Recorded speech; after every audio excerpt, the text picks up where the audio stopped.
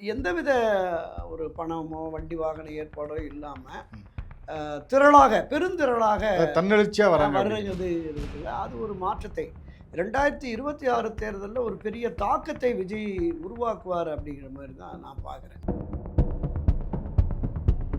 திரு எடப்பாடி பழனிசாமிக்கு எதிரான மனநிலையில் இருக்கிற இவர்களுடைய வாக்கு அனைத்து இந்த அதிமுக என்டிஏ கூட்டணியுடைய வெற்றியை பாதிப்பு ஏற்படுத்துங்கிறது தான் இப்போ இதுவரையுமான சூழலாக இருக்கு. அனைத்து இந்திய அண்ணா திராவிட முன்னேற்ற கழகத்திலே பல ஆண்டுகளாக பயணித்த முன்னாள் அமைச்சர்கள், முன்னாள் எம்எல்ஏக்கள், முன்னாள் எம்பிக்கள், முன்னாள் வாரிய தலைவர்கள் கிட்டத்தட்ட ஒரு 68-70 பேர் தாவேகா லிஸ்ட்டில் வந்துட்டாங்க. அப்போ அவர்கள் ஆதரவு வாக்குகள், தாவேகாவின் வாக்குகள் இது ஒரு சேர்கிற பொழுது ஒரு 20-30 தொகுதியில் அவங்க வெற்றி பெற்று விடுவார்களோங்கிற மாதிரி தோற்றம் தெரிகிறது.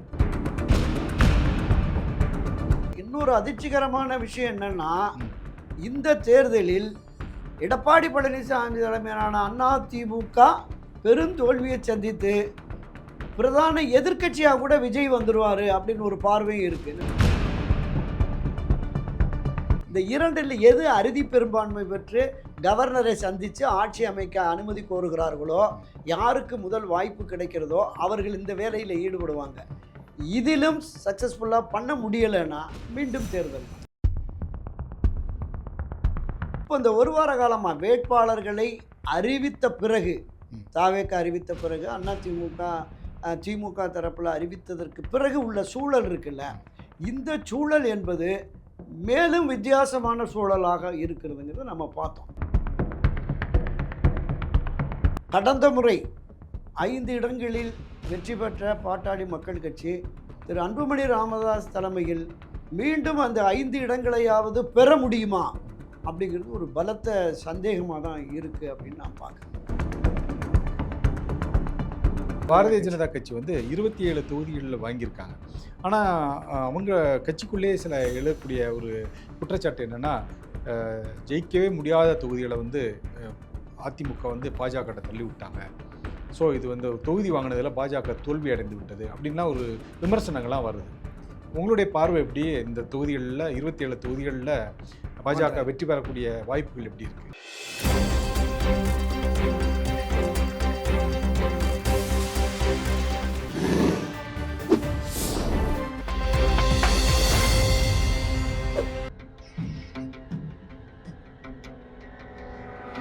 தமிழ் அலை நேயர்களுக்கு வணக்கம். இன்றைய சந்திப்பில் நம்மோடு இணைந்திருப்பவர் திராவிட இயக்க ஆய்வாளர் திரு துரை கருணா அவர்கள். அவர்களை வரவேற்பதில் மகிழ்ச்சி. வணக்கம் அண்ணா. வணக்கம் தம்பி, நலமா இருக்கீங்களா? மகிழ்ச்சி மகிழ்ச்சி, சிறப்பு. ஆனால் கடந்த வாரம் முழுவதும் வேட்பாளர் பட்டியல் வெளியிடுறது, தேர்தல் அறிக்கைகள் வெளியிடுவது, இது போன்ற விஷயங்களில் அரசியல் கட்சிகள் மிகவும் பிஸியாக இருந்தாங்க. இந்த வாரம் முதல்ல இருந்து தேர்தல் பிரச்சாரத்தை ஆரம்பிச்சிட்டாங்க. இப்போ மக்கள் மத்தியில் இருக்கக்கூடிய கேள்வி என்னென்னா, தொடர்ந்து இந்த தேர்தல் ஒரு பெரிய எதிர்பார்ப்பை ஏற்படுத்தியிருக்கு. யார் ஜெயிப்பா, யார் திமுக ஆட்சியை தக்க வைத்துக் கொள்வாங்களா, இல்லை அதிமுக மீண்டும் ஆட்சிக்கு வருமா, இல்லை புதுசாக மாற்றத்திற்கான தலைவர் வந்திருக்க திரு விஜய் அவர்கள் ஆட்சி அமைப்பாரா, இப்படி இது போன்ற கேள்விகள் ஒரு டீ கடையிலையோ இல்லை சலூன்லையோ 4 பேர் சந்திச்சுக்கிறாங்கன்னா, என்னப்பா யார் ஜெயிப்பா அப்படிங்கிற ஒரு கேள்வி எல்லார் மத்தியிலையும் வந்திருக்கு. நீங்கள் தொடர்ந்து தமிழ்நாடு அரசியலை ஃபாலோ பண்ணிட்டு வரக்கூடிய முறையில் உங்களுடைய பார்வை எப்படி இருக்கு? நம்முடைய தமிழ் அலை விவாத களத்திலே கடந்த வாரம் நம்ம பேசுகிற போது சில விஷயங்களை சொன்னேன். இந்த 2026 சட்டப்பேரவை தேர்தல் என்பது எல்லா அரசியல் கட்சிகளுக்குமே ஒரு மிகப்பெரிய சவால். கூடுதல் சவால் அனைத்து இந்திய அண்ணா திமுக பேசணும், மாற்று கருத்து இல்லை, பேசணும். இன்றைக்கு கள நிலவரம் என்பது ஒவ்வொரு நாளுமே மாறி மாறி வருகிறது. திரு விஜய் அவர்கள் கட்சியை அறிவித்த அந்த காலகட்டத்தில் பெரிய அளவில் அவருக்கு ரசிகர்கள் கூட்டம் தான் இருக்குது, வாக்குகள் கிடைக்காது அப்படிங்கிற மாதிரி நம்ம பேசணும். தொடக்க காலத்தில் நான் கூட 5-7% தான் அவரால் வாங்க முடியும், ஒரு தொகுதி கூட வெற்றி பெற முடியாது அப்படிங்கிறத நிலையில் சொன்னேன். அடுத்தடுத்து அவருடைய பிரச்சாரங்கள், அவருக்கு கிடைக்கிற அந்த ஆதரவுகள் பொதுவெளிகளில் மக்கள் மத்தியில், குறிப்பாக நகர்ப்புற பகுதிகளில் அவருக்கு இருக்கிற அந்த ஆதரவுகள்லாம் பார்க்கும்போது ஒரு கணிசமான இடங்களில் வெற்றி பெற்று வருவாடும் அப்படிங்கிற பார்வை இருக்குது. கடந்த 2 வாரங்களுக்கு முன்பு நான் தென்பகுதிகளில் ஒரு வாரம் 10 நாள் சுற்றுப்பயணம் இருக்கிற போது அடுத்த கட்ட நகரங்களில் தேனி, கம்பம், ஊத்தம்பாளையம், உசிலம்பட்டி, திண்டுக்கல் போன்ற பகுதிகளில் கூட விஜய் ஆதரவாளர்கள் அப்படிங்கிறவங்க அங்கங்கே பெரிய அளவில், அதாவது ஒரு பொலிட்டிக்கலாக அந்த அந்த புரிதல் இல்லாத ஒரு நிலை இருந்தாலும் கூட ம். விஜய் ஆதரவு நிலை என்பதில் அது ஒரு ஒரு கண்மூடித்தனமான ஆதரவுன்னு கூட நம்ம வச்சுக்கலாம். பெருநகரங்களை தாண்டி இப்போ அங்கேயும் நகர்ப்புறங்களுக்கும் ஓரளவுக்கு வர இருக்குது ஆரம்பிச்சிட்டாங்க. அப்படிங்கிறது நம்ம யதார்த்தமாக தான் இருக்குது. ம். இப்போ மற்ற கட்சிகள் வந்து இப்போ பணம் கொடுத்து ஆட்களை சேர்க்க வேண்டிய நிலை நம்ம பார்க்குறோம். வேன்லேருந்து இறங்கணுன்னே பிரச்சாரத்துக்கு ஆட்களை கூட்டு வர்றதுக்கு. பார்க்குறது ம், இருக்கு. ம். இன்னும் சொல்லப்போனால் செயல்வீரர் கூட்டத்துக்கு கூட ஆட்களை கொண்டு வந்தாங்க அப்படிங்கிற மாதிரியெல்லாம் நமக்கு ம். தகவல்கள் இருக்குது. ம். ஆனால் எந்தவித ஒரு பணமோ வண்டி வாகன ஏற்பாடோ இல்லாமல் ம். பெருந்திரளாக தன்னெழுச்சியா வராங்க அப்படிங்கிறது. வருகிறதுக்குல்ல, அது ஒரு மாற்றத்தை 2026 தேர்தலில் ஒரு பெரிய தாக்கத்தை விஜய் உருவாக்குவார் அப்படிங்கிற மாதிரி தான் நான் பார்க்குறேன். ம். ஏன்னா நம்ம பார்த்த வகையில் பல்வேறு விதமான கருத்து கணிப்புகள் அவரை 18, 20, 22% வரைக்கும் கொண்டு போய் நிறுத்துச்சு. ம். திராவிட முன்னேற்ற கழகத்தினுடைய அந்த வியூக வகுப்பு பெண் அமைப்பு கூட அவங்களுமே 18, 20% கிடைக்கிறதுக்கு வாய்ப்பு இருக்குன்னு சொல்லி தான் ம். திமுக எங்கெல்லாம் மிகப்பெரிய நகர்ப்பகுதிகள் ஆதரவு இருக்கோ அங்கே இருக்கிற வேட்பாளர்களை மட்டுமே அழைச்சிட்டு வந்து பேசி ம். அவங்க வந்து வெற்றிக்கான வியூகங்களை வகுத்து கொடுத்தாங்க அப்படின்னு ம். சொல்லி பார்த்தோம். ம். அப்போ இந்த நிலைப்பாடு என்பது நம்ம ஒவ்வொரு கட்சியினுடைய நிலையை பார்த்தோம்னா, ம். திராவிட முன்னேற்ற கழகம் நம்ம கடந்த பல பதிவில் பேசின மாதிரி ஒரு 7-8 மாதம் முன்னாடி இறங்கிட்டாங்க. ம். ஆனால் பயம் இருக்கிறது. ம். இந்த என்டிஏ திமுக அண்ணா திமுக அணி என்பதும் ஒரு ஒரு பெரிய அளவில் ஒரு பலமான எதிர்ப்பணியாக பார்க்கிறார்கள். ம். தமிழக வெற்றி கழகத்தினுடைய அந்த வளர்ச்சி, விஜய் ஆதரவு நிலைப்பாடு என்பதுமே அவங்களுக்கு ஒரு அச்ச உணர்வை திராவிட முன்னேற்ற கழகத்துக்கு ஏற்படுத்துதுங்கிறத நம்ம பார்த்தோம். ம். ஏன்னா தொடர்ந்து தமிழகத்தில் இருக்கிற கிட்டத்தட்ட 50-52 துறைகளில் பணியாற்றுகிற அதிகாரிகள், அலுவலர்கள் எல்லோருமே போராட்ட களத்துக்கு வந்துட்டாங்க. ம். இதை தாண்டி மக்கள் மத்தியிலையும் பொதுவெளிகளில் அரசின் செயல்பாடுகளை தாண்டி திராவிட முன்னேற்ற கழகத்தினுடைய செயல்பாடுகளால் தனிப்பட்ட முறையில் பாதிக்கப்படுகிற மக்கள், ம். அவர்களுடைய அந்த அந்த அட்ராசிட்டிஸ், லோக்கல்ல இருக்கக்கூடிய அந்த பிரச்சனைகள்லாம். பிரச்சனைகள் இருக்குல்ல, அது வந்து பெரிய அளவில் ஒரு எதிர்ப்பு அலையை உருவாக்கி இருக்கிறது அப்படின்னு பார்ப்போம். ஸோ இந்த எதிர்ப்பை சாதகமாக பயன்படுத்தி பிரதான எதிர்க்கட்சி ஆட்சி அமைப்பதற்குரிய வலிமை இருக்கா அப்படின்னா இல்லை அப்படின்னு தான் நமக்கு தெரியும். அனைத்து இந்த அதிமுகவிலிருந்து விலக்கி வைக்கப்பட்டவர்கள், விலகிச் சென்றவர்களால் இந்த அதிமுகவுக்கு பெரும் பாதிப்பு.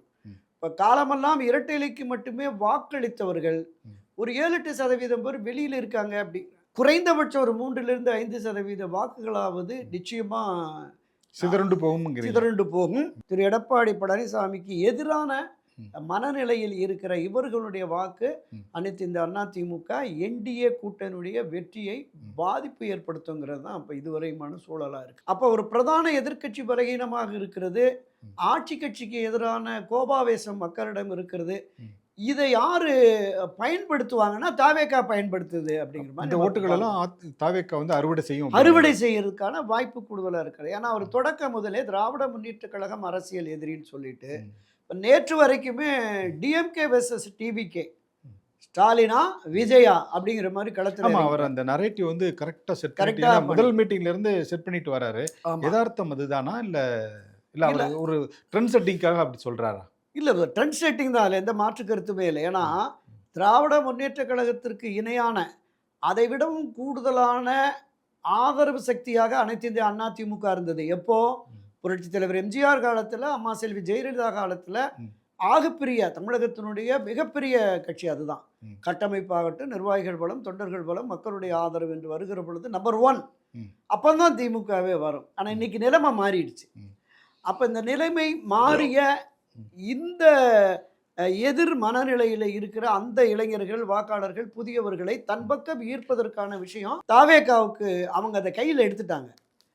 குறிப்பாக இன்றைக்கு தமிழக வெற்றி கழகம் போட்டிருக்கிற வேட்பாளர்கள் பட்டியல் இருக்குல்ல, நம்ம பல பதிவுகளில் தொடக்கத்தில் நான் என்ன சொன்னேன், அவர்கிட்ட வேட்பாளர்களே கிடைக்க மாட்டாங்க, தாவேகாவுடைய ரசிகர் மன்றத்தை சேர்ந்தவர்கள் இப்போது அரசியலுக்கு வந்து புதிதாக நிர்வாகிகளாக இருப்பவர்கள் அவங்க தான் போடுவாங்க, அவங்கள திமுக அண்ணா திமுக அவங்க எல்லாமே பெரிய ஆட்கள், பழந்துண்டு கொட்டப்பட்ட ஆசாமிகள் காலி பண்ணிடுவாங்க அப்படின்னு. இப்போ காலி பண்ண முடியாத அளவிற்கு அனைத்து இந்திய அண்ணா திராவிட முன்னேற்ற கழகத்திலே பல ஆண்டுகளாக பயணித்த முன்னாள் அமைச்சர்கள், முன்னாள் எம்எல்ஏக்கள், முன்னாள் எம்பிக்கள், முன்னாள் வாரிய தலைவர் ம். கிட்டத்தட்ட ஒரு 68, 70 பேர் தாவேகா லிஸ்ட்ல வந்துட்டாங்க. ம். அப்ப அவங்க களம் கண்டவர்கள், ம். தேர்தல் களம் கண்டவர்கள், வெற்றி பெற்றவர்கள், அமைச்சர்களாக, எம்எல்ஏக்களாக இருந்த பலரும் கூட அங்க இருக்கிறாங்க. ம். இதை தாண்டி ஊரக உள்ளாட்சி அமைப்புகள்ல முக்கிய பொறுப்புகள்ல இருந்து பிரபலமானவர்களா இருக்காங்க.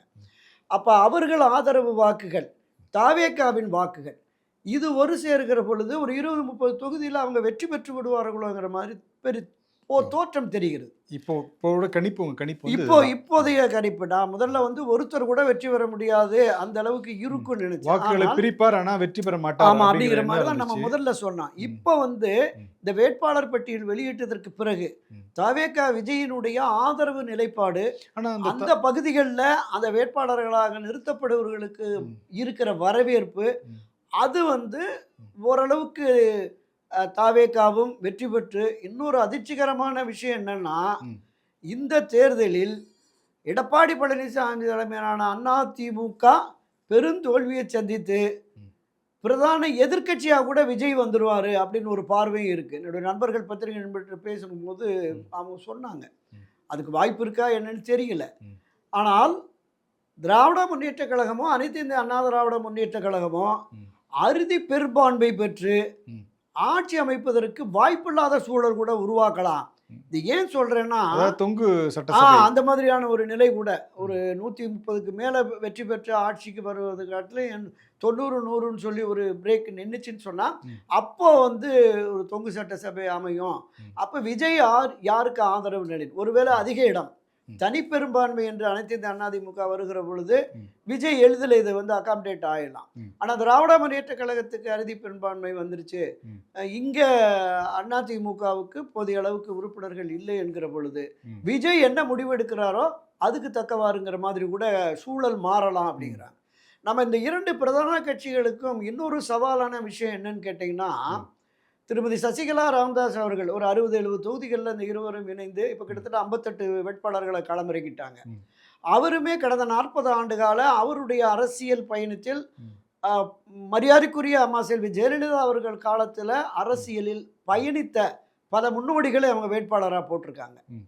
திருமதி சசிகலா அவர்கள் இல்ல அவங்க ஒரு தாக்கத்தை ஏற்படுத்துவாங்கன்னு நினைக்கிறீங்க. அதுதான் சொல்ல வரேன். நிச்சயமா ம்.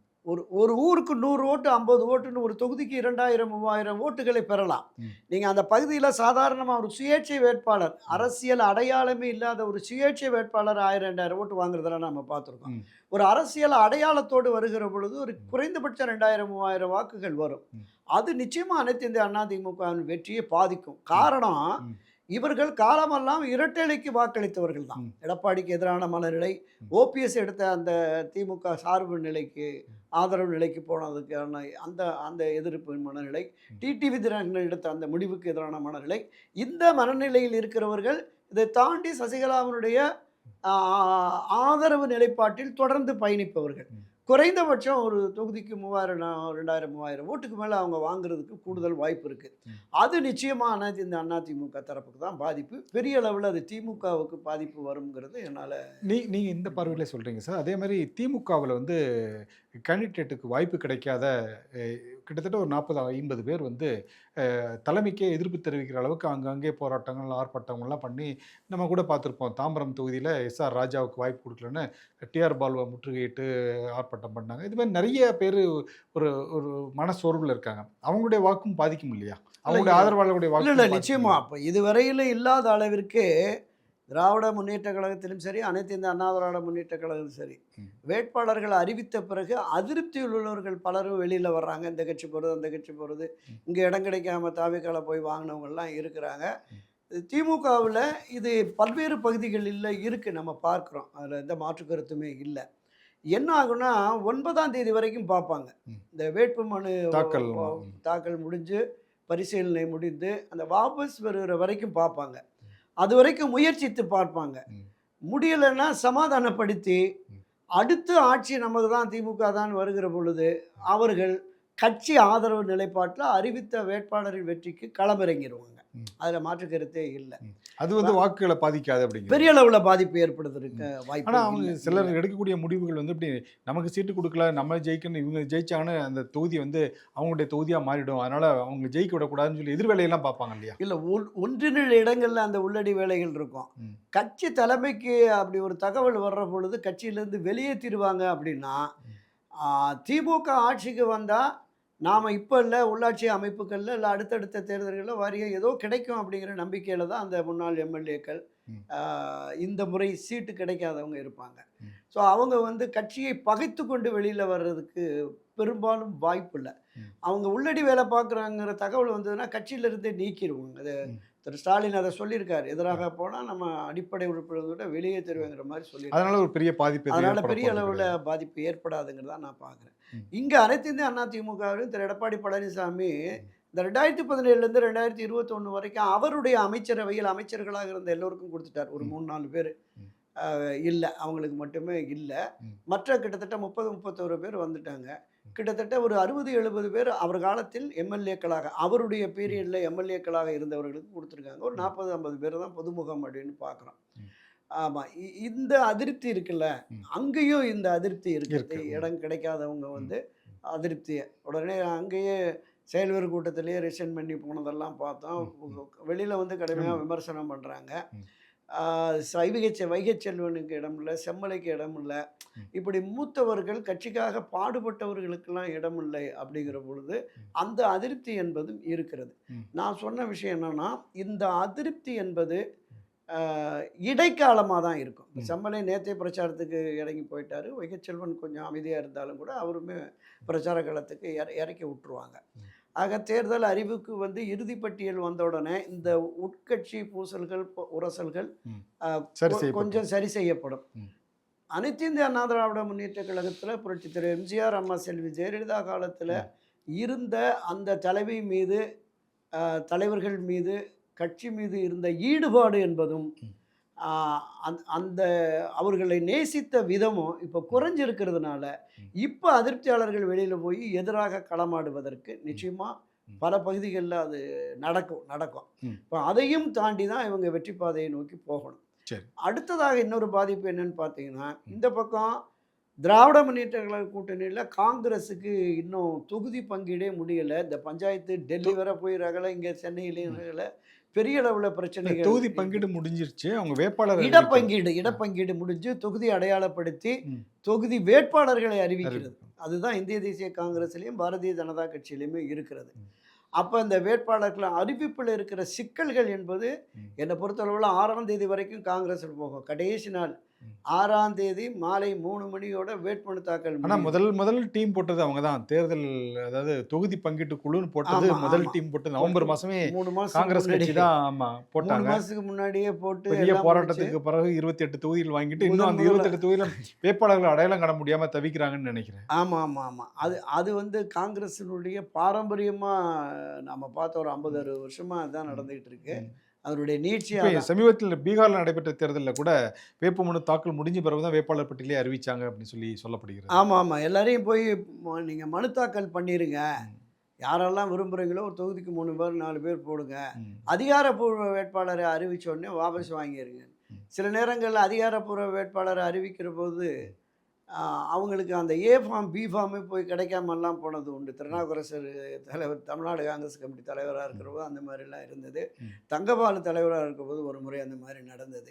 இப்போவும் எனக்கு என்னவோ அந்த 6ஆம் தேதி 3 மணிங்கிறது 6ஆம் தேதி 2 மணி வரைக்குமே இந்த பஞ்சாயத்து ஓடிக்கிட்டு இருக்கும். யார் வேட்பாளர் என்பதில் வேட்பாளரை கடைசி நிமிஷத்தில் கொடுத்து. ஆமாம். இதில் என்ன திராவிட முன்னேற்ற கழகமே ஒரு அழுத்தம் கொடுத்துக்கிறாங்க. ஒரு 7-8 தொகுதிகளில் காங்கிரஸ் அந்த சிட்டிங் எம்எல்ஏ கொடுத்தா ஜெயிக்க முடியாதுங்கிற மாதிரி இருக்குது, புதிய வேட்பாளர்களை போடுங்க அப்படின்னு. அப்போ புதிய வேட்பாளர்களை திமுக வந்து அழுத்தம் கொடுத்து கொண்டு வருமானு. இன்னொன்று, செல்வ பெருந்தகை வந்து தனக்கு வேண்டியவர்களை அவர் வந்து அவரே போட்டுக்கிட்டாரு அப்படிங்கிற ஒரு மாநில தலைவர் என்கிற முறையில் இந்த குழுவினரையோ அல்லது தேசிய பார்வையாளர்களையோ கலந்து பேசாமலே அவர் பண்ணிட்டாரு. அதான் அவரோட காசு வாங்கிட்டு சீட்டு போட்டாங்கன்னு சொல்லி ஜோதிமணி மாதிரியான குற்றச்சாட்டுகள் இருக்கு. டெல்லி வரைக்குமே இது போயிட்டு இருக்கு. பாரதிய ஜனதா கட்சியிலுமே கட்சிக்காக பாடுபட்டவர்கள், அந்த பகுதியில் பிரபலமானவர்கள், தகுதி, திறமை உள்ளவர்கள் அப்படி பார்த்து தான் போடணும் அப்படிங்கிறது தான் மத்திய பாஜகவினுடைய விருப்பமாக இருக்கிறது. அதான் அண்ணாமலையை சமாதானப்படுத்தபடி நடந்துட்டு இருக்கு. அது முடிஞ்ச உடனே தேர்தல் ஆமாம், வேட்பாளர் பட்டியல் அறிவிப்பாங்க. அது ஆமாம். இன்னும் 2 நாட்கள்லன்னு சொல்லியிருக்காங்க. இன்னைக்கு 1ஆம் தேதி ஆயிடுச்சு. 2ஆம் தேதி, 4ஆம் தேதி, 6ஆம் தேதி, இந்த 3 நாட்கள் தான் வேட்புமனு தாக்கல் இருக்குது. அநேகமாக நாளை இரவு அல்லது நாளை மறுநாளுக்குள்ள இந்த தேசிய கட்சிகள் 2மே பட்டியலை வெளியிட்டதுக்கு பிறகு தான் நம்ம வந்து எதை நோக்கினா வெற்றியை நோக்கி யார் பயணப்பட போகிறார்கள் அப்படிங்கிறது நமக்கு தெரிய வரும்.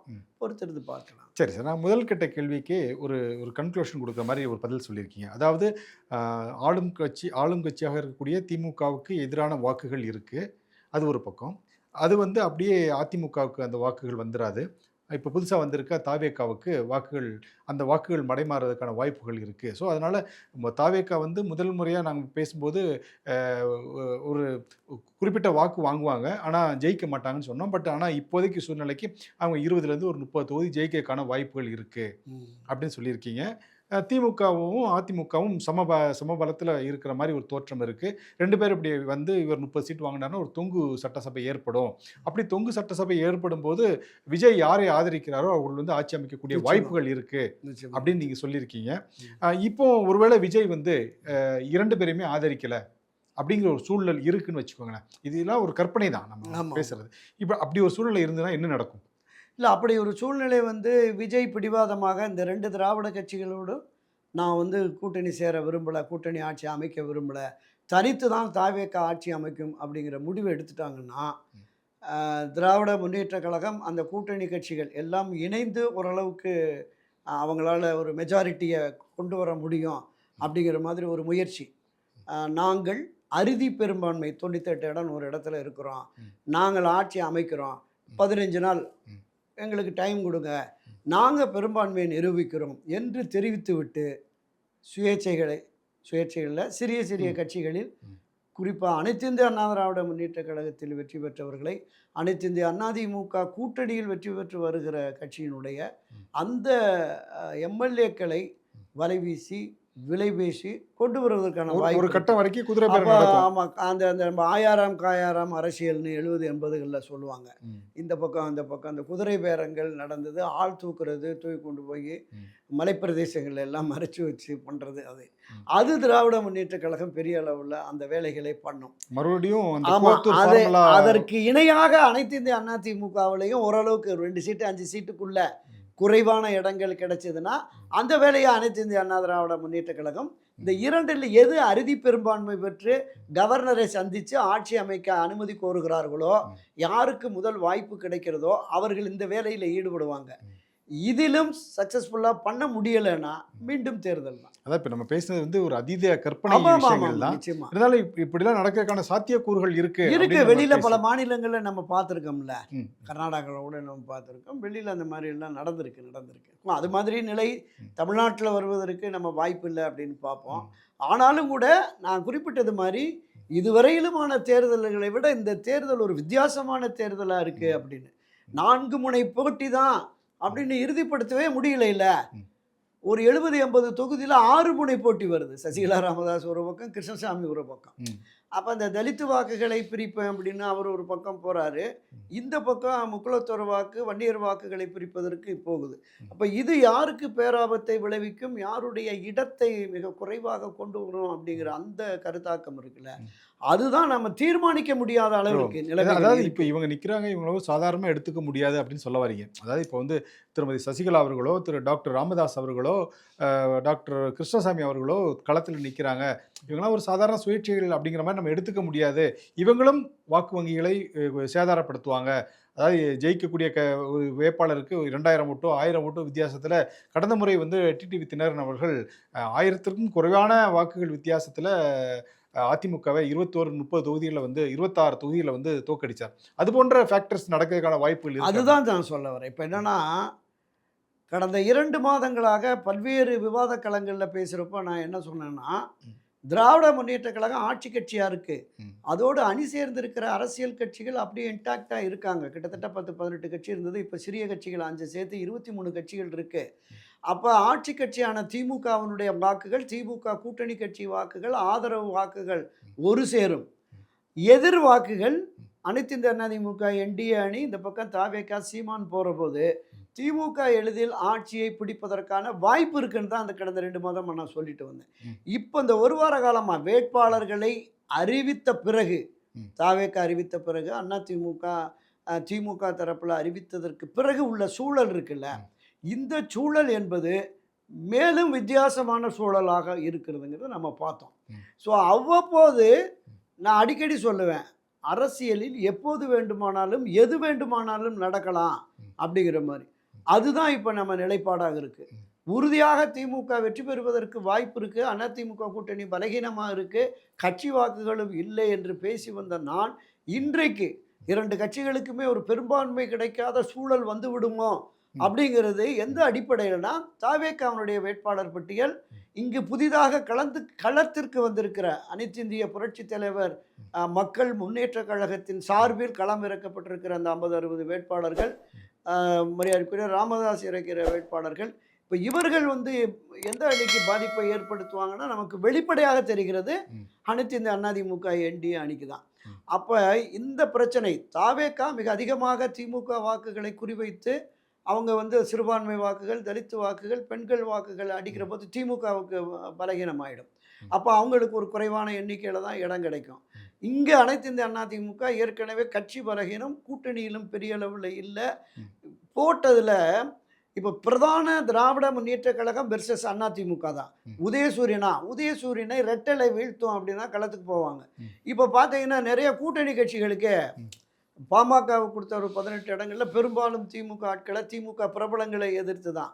அமமுக கொடுத்த அந்த 11 இடங்களும் அந்த மாதிரி தான் அவங்களுக்கு இணையாக. பாஜகவுக்கு கொடுத்த 27 தொகுதிகளிலும் திமுக முக்கிய பிரமுகர்களுக்கு எதிரான தொகுதிகளை தான் கொடுத்துருக்குறாங்க. அப்போ இது அந்த கட்சிகள், இவர் ஒரு 27, இவர் ஒரு 11, 38, இது ஒரு 56 தொகுதிகளில் அந்த கூட்டணி கட்சிகள் இவர்கள் வெற்றி பெற முடியுமாங்கிற சந்தேகம். உதாரணத்துக்கு தமிழ் மாநில காங்கிரஸுக்கு 5 தொகுதி கொடுத்துருக்காங்க. 5 தொகுதி 3 அமைச்சர்களை சிட்டிங் அமைச்சர் எதிர்த்து 2 வந்து திமுக பிரபுகளை எதிர்த்தான். இப்போ இந்த 5 பேரில் ஒருத்தர் கூட வெற்றி பெற முடியாதுன்னு தான் எல்லாருமே எதிர்க்காங்க. அவங்களுக்குமே அது தெரியும். அப்போ இப்படி அந்த உள்ளுக்குள்ளே இருக்கிற அந்த குமுறல்கள் இருக்குல்ல, நம்மளை வந்து ஆட்சி கட்சியான திராவிட முன்னேற்ற கழகம் அந்த அமைச்சர்களோடும் அந்த கட்சியினுடைய மூத்த முன்னோடிகள், மாவட்ட நகர ஒன்றிய பொறுப்புகளில் இருக்கிறவங்க வந்து நம்ம கேண்டிடேட்டை போய் எதிர்த்து எப்படி நம்ம வெற்றி பெற முடியும் அப்படிங்கிற அந்த அதே அதிமுகவுக்கு எதிராக போட்டிருக்க திமுக கூட்டணி கட்சி வேட்பாளர்களும் அப்படி தானே. இப்போ காங்கிரஸுக்கு கொடுத்துருக்க 28 தொகுதிகளிலுமே பெரும்பாலும் முன்னாள் அமைச்சர்கள் தான் நிறைய பேர் இருக்காங்க.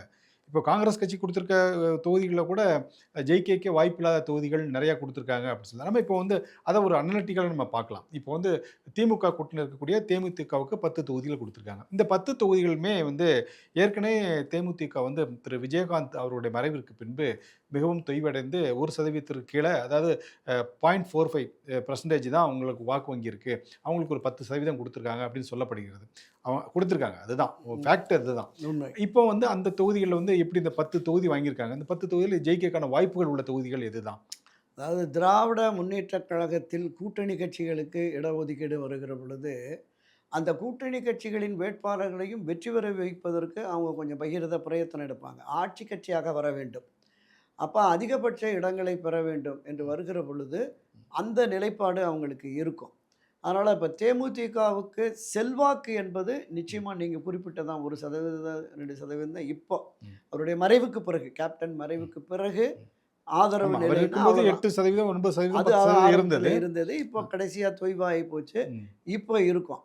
அப்போ இந்த 10 தொகுதிகளில் திராவிட முன்னேற்ற கழகம் களமிறங்கி அவருடைய கட்சியினுடைய நிர்வாகிகளை நிர்பந்தித்து வந்தால் குறைந்தபட்சம் பாதியாவது ஒரு 5-6 தொகுதிகளாவது தேமுதிக கைப்பற்றுவதற்கு வாய்ப்பு இருக்குன்னு பார்க்குறேன். Okay sir. அதே மாதிரி விடுதலை சிறுத்தைகள் கட்சி வந்து 8 தொகுதிகள் வாங்கியிருக்காங்க. இந்த 8 தொகுதிகளில் அவங்க ஜெயிக்கிறதுக்கான வாய்ப்புகள் உள்ள தொகுதி எத்தனைன்னு பார்க்குறேன். இல்லை, இப்போ 6 தொகுதிகளில் 4 வெற்றி பெற்று வந்தது விடுதலை சிறுத்தைகள். 4 கடந்த முறை வெற்றி பெற்று வந்தாங்க. இப்போ அதில் எஸ்எஸ் பாலாஜி, ஷானவாஸ், பாபு, அனகை பாபு ம். இவங்க வந்து வேட்பாளர்களாகவே இருக்குல்ல நிறுத்தப்படல. 3 பேரும் பழைய எம்எல்ஏக்கள் ஆமாம் இல்ல. ஆமாம் ஆமாம் இல்லை. இப்போ புதிதாக களமிறக்குறாங்க. எக்ஸ்ட்ரா அது வந்து வந்து ஆமாம் திருமாவளவன் அவர் திருமாவளவன் அவர்களே களத்தில் இறங்குறார். ஆமாம், சொந்த சகோதரியினுடைய மகளுக்கு ஒரு இடம், இவரும் இறங்குறாங்கிறது. ம். விடுதலை சிறுத்தைகள் மத்தியில் இதுக்கு ஒரு கடுமையான எதிர்ப்பும் அதிருப்தி இருக்கிறது அப்படின்னு நம்ம பார்த்தோம். ம். அப்போ எந்த அளவிற்கு இவங்க உதயசூரியன் சின்னத்தில் நின்னா கூட ஓரளவுக்கு திமுக களமாடி வெற்றி ஈட்டுவதற்கான வாய்ப்பு இருக்கிறது. 6+8 6 தனித்தொகுதி, 2 பொது பொது தொகுதி. தொகுதி. அப்போ 6ல் 4 இடம் கிடைச்சது. இப்போ இந்த 8ல் 4 இடமாவது அவங்களால மீட்க முடியுமா அப்படின்னு. உள்ளூரை திராவிட முன்னேற்ற கழகம் தங்களுக்கு வேண்டும் என்ற கேட்ட தொகுதிகள் 4-5 தொகுதிகளை இவங்களுக்கு ஒதுக்கி இருக்கிறாங்க. அப்போ அங்கு போட்டியிட்டு வெற்றி பெற வேண்டும், உதயசூரியன் சின்னத்தில் வெற்றி பெற வேண்டும் என்று விரும்பியவர்கள் விடுதலை சிறுத்தைகளுக்காக களமாடி அவர்களை வெற்றி பெற வைப்பார்களாங்கிறது ஒரு மிகப்பெரிய சந்தேகம். கேள்விக்குறியாக தான் இருக்குது. இந்த முறை போட்டி கடுமையாக, ஏன்னா தாவேகா கூட விடுதலை சிறுத்தைகளுடைய இளைஞர்கள் வாக்குகளை நிறையா பிரிக்குது. ம். ஏற்கனவே தாவேகா விடுதலை சிறுத்தைகளுடைய வெற்றிக்கு களமாடிய பல இளைஞர்கள் ம். பல கிளை பொறுப்புகளில் பேரூர் நகர ஒன்றிய பொறுப்புகள் இருந்தவங்களாம் கூட தாவேகா பக்கம் போயிட்டாங்கன்னு கேள்விப்பட்டோம். அதனால தான் தேசிய அரசியல்ல இருந்து மாநில அரசியலுக்கு ஆமாம் ஆமாம், இதை வந்திருக்கிறதா கட்டமைக்கணும் சொல்லியிருக்காரு. விடுதலை சிறுத்தைகள் அமைப்பை கட்டமைக்கணும். அடுத்தடுத்த தேர்தல்களில் கூடுதல் இரட்டை இலக்கத்தை தாண்டி ஆட்சி அதிகாரத்தில் பங்கு, அதை நம்ம நிறைவேற்றிய தீர்வோன்னு தான் உயர்நிலை நிர்வாகக்குழு கூட்டத்தில் எல்லாம் பேசி, நம்ம இந்த ஒரு முறை பொறுத்துக்குங்க, அடுத்து நம்ம பார்ப்போம் அப்படிங்கிற மாதிரி தான் சமாதானப்படுத்தியிருக்கிறாரு. ஒரு பாதிக்கு பாதி 8ல் 4 இந்த முறை பெறுவாரா, பெற வாய்ப்பு இருக்கிறதாங்கிறத நம்ம தேர்தல் முடிஞ்சு தான் பார்க்கணும். Okay sir. அதே மாதிரி கம்யூனிஸ்ட் கட்சிகளுக்கு வந்து 5 10 தொகுதிகள் கொடுத்துருக்காங்க. அது வெற்றி வாய்ப்புகள் எப்படி இருக்குன்னு பார்க்குறீங்க? இல்லை, கம்யூனிஸ்ட்டுகளும் கடந்த முறை 6 தொகுதி தான் இந்திய கம்யூனிஸ்ட், மார்க்சிஸ்ட் கம்யூனிஸ்ட். நம்ம ஒரு தொகுதி குறைத்து கொண்டு 5 தொகுதியில் 5 தொகுதிகள் அப்படின்னு கொடுத்துருக்குறாங்க. தோழர்களும் மன குமுறல்ல இருக்காங்க. ஆமா, எங்களுக்கு ஆமா. கேட்ட தொகுதி கிடைக்கல அப்படிங்கிற மாதிரி ஆமா. ஒரு இது இருக்கு. அது எப்படி உங்களுக்கு வாய்ப்பு? வழக்கமாக இந்திய கம்யூனிஸ்டை விட மார்க்சிய கம்யூனிஸ்ட் கட்சிக்கு ஓரளவுக்கு வாக்கு வங்கி, செல்வாக்கு என்பது இருக்கிறது. அவர்கள் களமாடி வெற்றி பெற வேண்டும் என்கிற அந்த கருத்தாக்கமும் இருக்கும். அவர்களோடு திராவிட முன்னேற்ற கழகமும் கரங்கோர்த்ததுன்னா சிபிஎம் 2, ஆமாம் ஒரு 2-3 தொகுதியில் சிபிஐ ஒரு 2 தொகுதி வெற்றி பெறுவதற்கான வாய்ப்பு இருக்கிறதா நான் பார்க்கிறேன். அதான் கம்யூனிஸ்ட் கட்சியுடைய களம், அதாவது அவங்களுடைய களம் சொல்லக்கூடிய மதுரையில் அவங்களுக்கு சீட்டு வாங்குறது ஒரு பெரும் பின்னடைவு அப்படின்னு சொல்லப்படுது. இல்லை, அதான் மதுரை, கோவை, திண்டுக்கல் அவங்க கேட்ட இடங்கள்.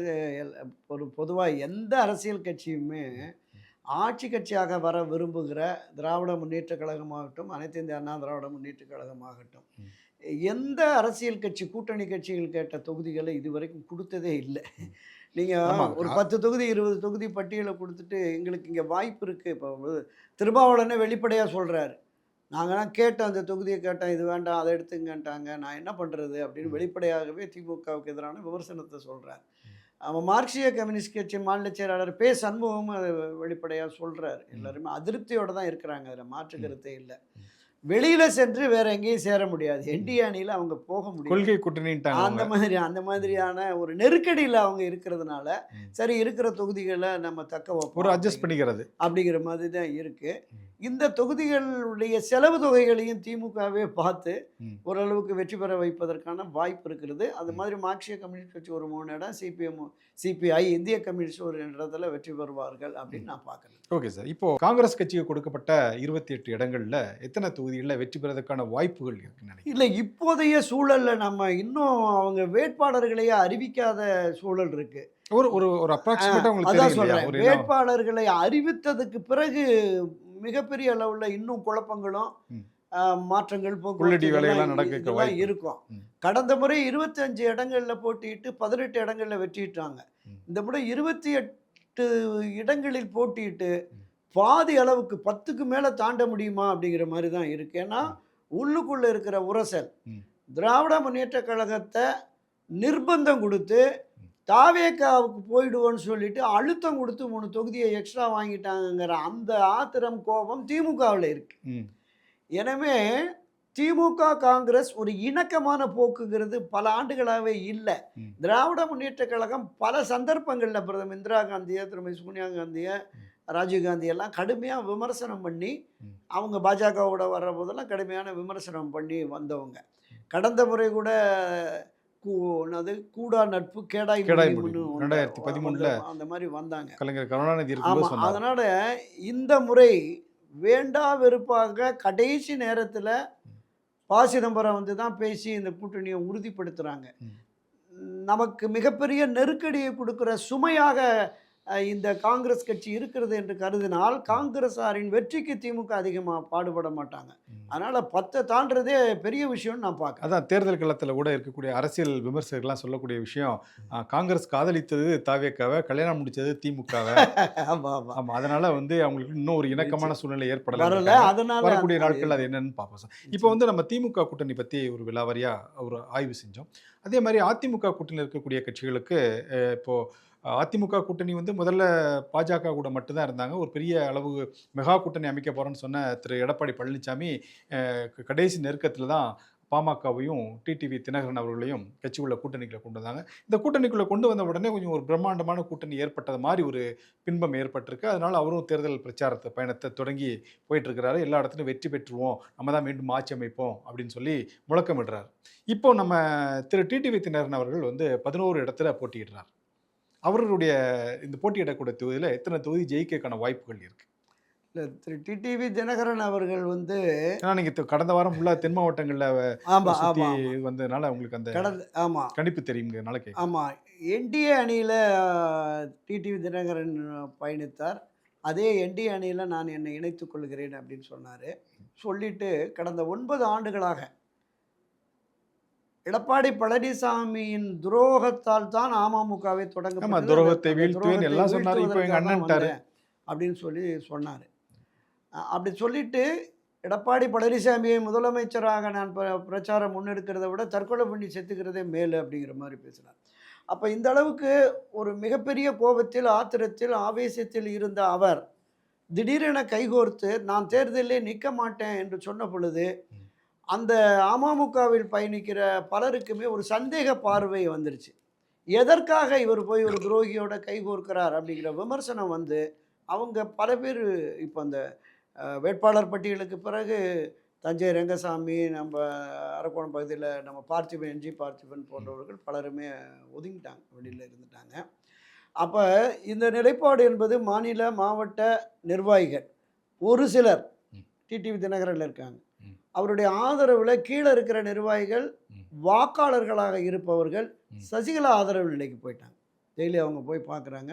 இப்போ ஒரு 4-5 வேட்பாளர்கள் கூட அமமுகவில் இருந்த பயணித்தவர்களை தான் தென்காசி பூசைத்துறை உட்பட பலருமே அவங்களாம் தென்காசியில் பூசைத்துறைன்னு இவங்க வேட்பாளர் போட்டிருக்காங்க.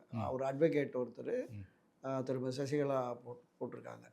எனவே அந்த மாதிரி அவருக்கு எதிரான அமமுக அந்த மனநிலையில் இருக்கிறார்கள். எனவே இந்த 11 தொகுதிகளில் பல இடங்கள் இவங்களுக்கு கொடுத்தது வேட்பாளர்கள் என்பது வலிமையான வேட்பாளர்கள். உதாரணத்துக்கு சென்னை சைதாப்பேட்டையில் மா சுப்பிரமணியனுக்கு எதிராக அந்த கட்சியினுடைய அமமுகவின் துணை பொதுச் செயலாளர் ஜி செந்தாமொழனை நிறுத்தியிருக்காரு. ஏற்கனவே ஒரு முறை வெற்றி பெற்றார். கடந்த முறை மிக குறைவான 2000-3000 ஓட்டு தான் மொத்தமே வாங்கியிருக்கிறார். அப்போ அவரை கொண்டு போய் அங்கே களம் இறக்கி இருக்கிறாங்க. எப்படி வெற்றி சாத்தியம்? மாசு இருக்காரு அங்கே. ஏன் இந்த வட்டம் அதிமுகவுடைய ஓட்டும் அவருக்கு ஆட் ஆன் ஆகும் இல்லையா? பாஜக ஓட்டு ஆட் ஆன் ஆகுது அவருக்கு. இல்லை, நிச்சயமா. அதாவது நான் அதை தான் சொன்னேன். கூட்டணி கட்சி என்று வந்துவிட்டால் கூட்டணி கட்சி வேட்பாளரை வெற்றி பெற வைக்க வேண்டும் என்கிற அந்த கருத்தாக்கம் புரட்சித்தலைவர் எம்ஜிஆர், அம்மா செல்வி ஜெயலலிதா காலத்தில் இருந்தது. அவங்க பிரச்சாரத்தின் போதே சொல்லுவாங்க, நம்முடைய வேட்பாளர் வெற்றியை விட கூட்டணி கட்சியினுடைய வேட்பாளர் வெற்றி முக்கியம், எல்லோரும் களமாடி வெற்றி பெற செய்யுங்கள் அப்படின்னு சொல்லுவாங்க. அதை வேத வாக்கா எடுத்து கட்சி தொண்டர்கள் களமாடுவாங்க. இன்றைக்கி எடப்பாடி பழனிசாமி எல்லாம் வேத வாக்காலாம் எடுக்கிறது இல்லை, போகிற போக்கில் ஏதோ சொல்லிட்டு போயிடுவார் அப்படிங்கிற மாதிரி. அதனால் போட்டி கடுமையாக இருக்கும். என்ன ஃபிகர்? 11 தொகுதிகளில் அமமுக போட்டியிடுகிறது. ஒரு 2-3 தொகுதிகளில் வெற்றி பெற முடியுமா என்பதே என்னை பொறுத்தளவில் சந்தேகமாக தான் இருக்குது. ஏன்னா ஆட்சி கட்சியான திராவிட முன்னேற்ற கழகத்தின் வேட்பாளர்களை எதிர்த்து அவங்க களமாடி வெற்றி பெறுவதற்கான வாய்ப்பு மிக குறைவாகத்தான் இருக்கிறது அப்படின்னு தான் நான் பார்க்குறேன். Okay sir. அதே மாதிரி பாட்டாளி மக்கள் கட்சி டாக்டர் ராமதாஸ் ஒரு தனியாக நிற்கிறார். அவருடைய மகன் அன்புமணி ராமதாஸ் வந்து என்டிஏ கூட்டணியில் இருக்கிறார். அவர் 18 தொகுதியில் வாங்கி களத்தில் நிற்கிறார். அந்த பாமக வந்து எத்தனை தொகுதி ஜெயிக்க வாய்ப்பு இருக்குது? இல்லை, 18 தொகுதிகள் பாட்டாளி மக்கள் கட்சிக்கு கொடுத்துருக்கிறாரு. ஏற்கனவே ஒன்றுபட்ட மரியாதைக்குரிய மருத்துவர் ராமதாஸும் அன்புமணி ராமதாஸும் இணைந்து பயணப்பட்ட காலத்திலேயே கூட ம். கடந்த முறை அதிகபட்சமாக 5 எம்எல்ஏக்கள் தான் அவங்களால வெற்றி பெற முடிஞ்சது. அதில் கூட 3, 2ன்னு பிரிஞ்சு இப்போ இருக்கிறாங்க. அன்புமணி ராமதாஸ் அவர்களுக்கு பின்னால் இருக்கிறவர்கள் நிர்வாகிகள் 80, 90 பேர், இப்போ 90% வரைக்கும் நிர்வாகிகள் இருக்கிறார்கள். மருத்துவர் ராமதாஸ் 40 ஆண்டுகளாக அரசியலில் வன்னிய மக்களுக்காக போராடியவர், இந்த கட்சியை கட்டமைத்தவர். அவருக்கு ஆதரவான நிலை என்று நான் ஒரு 2, 3% வந்தால் கூட ம். அது அன்புமணி ராமதாஸனுடைய வெற்றியை நிச்சயமாக பாதிக்கும். ம். அந்த 10.5% அறிவிச்சுட்டு அதை முழுமையாக நிறைவேற்றலை அப்படிங்கிறதுல திரு எடப்பாடி பழனிசாமி மீதான அந்த கோபமும் வன்னிய பெருமக்களுக்கு இருக்கிறதுங்கிறத பார்த்தோம். கடந்த முறை 5 இடங்களில் வெற்றி பெற்ற பாட்டாளி மக்கள் கட்சி திரு அன்புமணி ராமதாஸ் தலைமையில் மீண்டும் அந்த 5 இடங்களையாவது பெற முடியுமா அப்படிங்கிறது ஒரு பலத்த சந்தேகமாக தான் இருக்குது அப்படின்னு நான் பார்க்குறேன்.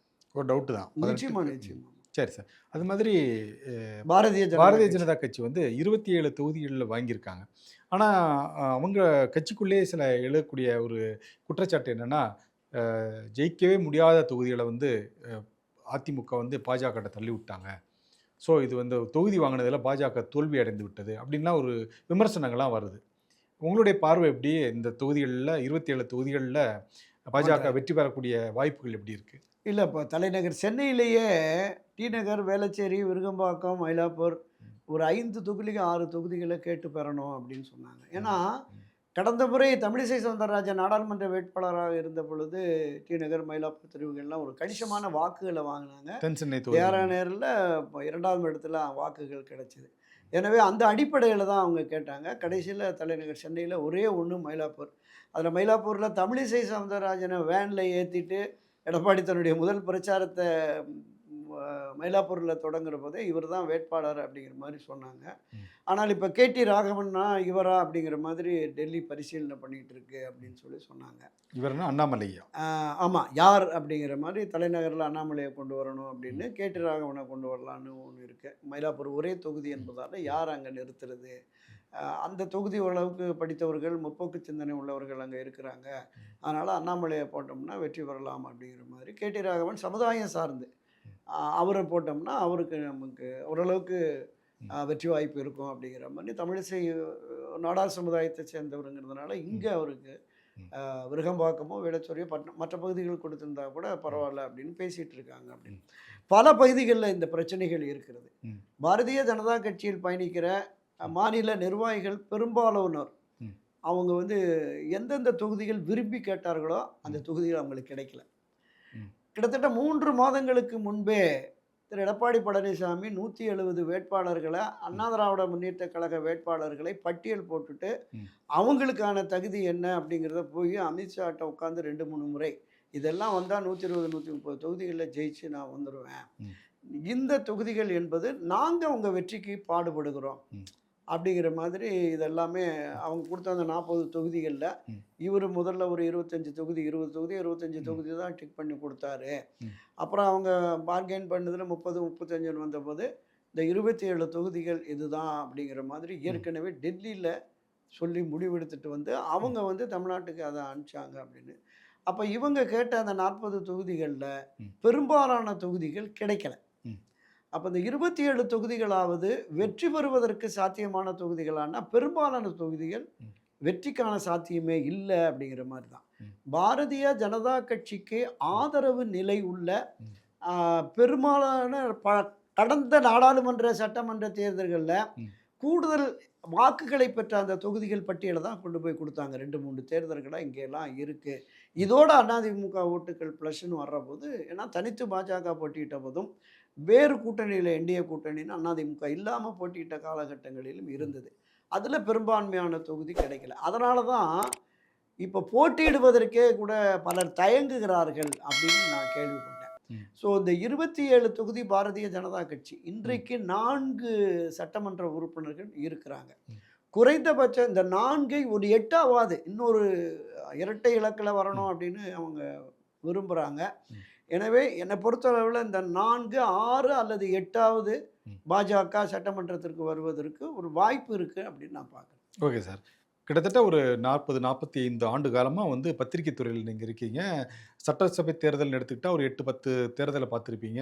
பாராளுமன்ற தேர்தல்னா ஒரு 8-10 பாராளுமன்ற தேர்தலை பார்த்துருப்பீங்க. உங்களுடைய கணிப்புகள் வந்து இதுக்கு முன்னால் நடந்த, இப்போ நடக்கக்கூடிய விஷயங்கள் எல்லாம் ஆய்வு பண்ணி நீங்கள் ஒரு கால்குலேஷன் சொல்லியிருக்கீங்க. நடக்கக்கூடிய தேர்தல் எப்படி இருக்குன்னு பார்ப்போம் சார். அதுவரைக்கும் நன்றி, வணக்கம். நன்றி, வணக்கம்.